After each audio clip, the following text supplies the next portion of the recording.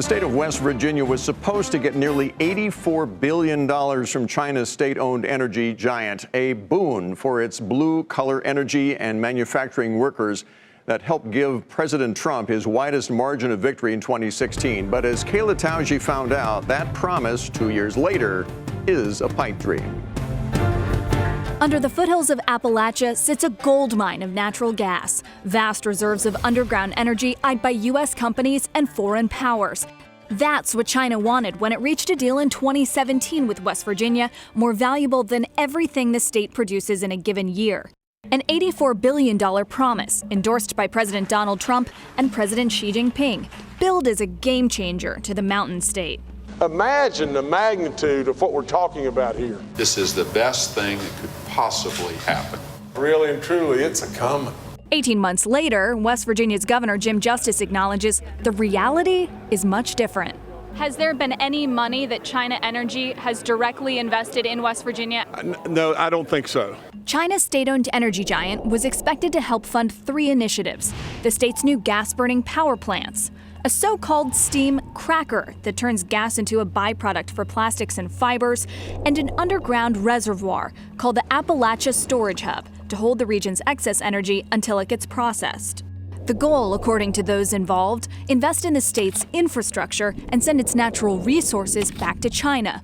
But China is nowhere to be found. The stumbling block is our countries and the trade issue that we have, but after we get through that, I think there could be a green light to it. The production of the cracker stalled. The Department of Energy says it won't be operational for at least 3 more years at its proposed location, an asphalt lot fenced in by barbed wire. The power plants are underway, but lawmakers tell us Beijing is no longer investing after the U.S. flagged national security risks with China's involvement. Then there's the storage hub. Flexible storage for ethane and propane and butane. Steve Hedrick runs the firm planning it. He joined state officials in China to tout the original deal. When you went to China and you learned that it was going to be an $84 billion pledge, what went through your mind? That's a lot of cash, is exactly what I thought. Hedrick says he'd welcome a Chinese investment, but now expects the $3.3 billion he needs to come from elsewhere. So far as you know, is China participating in this? What we have seen thus far is investment out of the continental United States. While our investor slate is proprietary at this point, we have only been invested in out of the continental U.S. Dennis Zander has been drilling in West Virginia for the past 45 years. He doubts China could even come close to the mark if it wanted to. Are there $84 billion worth of shovel-ready projects here? No. Would there be in 10 years? Not that I'm aware of. Would there be in 20 years? I doubt it.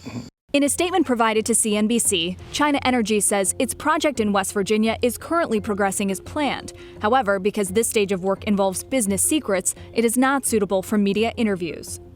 It's unclear how many stages the deal entails. The document is a memorandum of understanding between the two parties. It was never made available to the public, and it is not legally binding.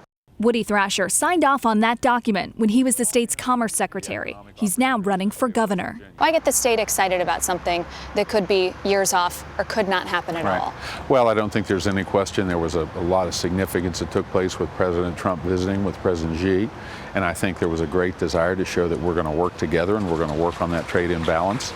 And I think the temptation was too great not to sort of announce that deal. Why not announce this deal when there was a document or an agreement that would require China to make good on its investment? Well, that's at a level that's really at a national level in terms of sort of the enforcement of It's a trade. state deal.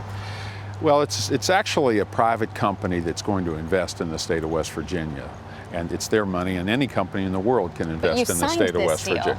Correct, in support of that investment. But it's not an enforceable document where we can make them spend their money. For Nightly Business Report, I'm Kayla Tausche in West Virginia. And by the way, there is currently a legal battle to make that document public so that the people of West Virginia can see what exactly China had planned and when a state judge has ruled against that. But the decision is being appealed right now. So we reached out to the Washington players involved. The White House declined to comment. The Commerce Department, which arranged the deal and its announcement, said that work does continue, but it cannot guarantee success. And you can read more about this story on our website at nbr.com.